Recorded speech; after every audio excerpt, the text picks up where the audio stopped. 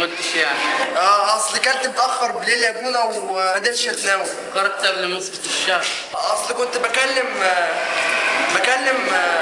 مين؟ بكلم ماما عشان طلبت مني حاجات واجيبها وانا مروح. على فكرة أنا ملاحظ إنك اليومين دول متلخبط شوية، مش على بعض. متلخبط؟ يعني ماشي في ناحية، يعني ايديا في ناحية ورجليا في ناحية يعني. لو أنت الصادق، أنت في ناحية ومخك في ناحية، في حاجة شغلة مخك.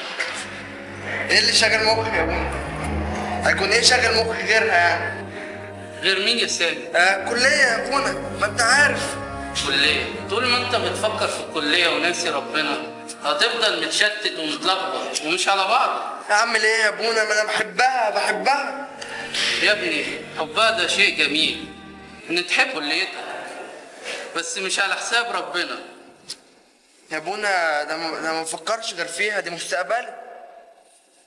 غير مين؟ كلية يا ابونا.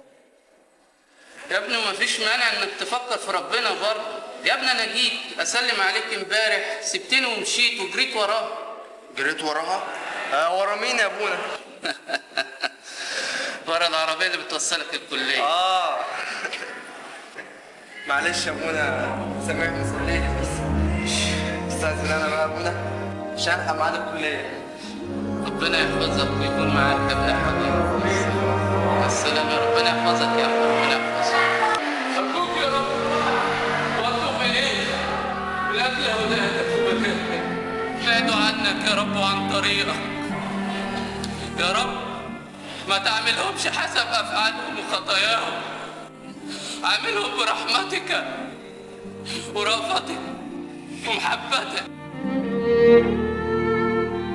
ما تسيبهمش يا رب فريسة للشيطان.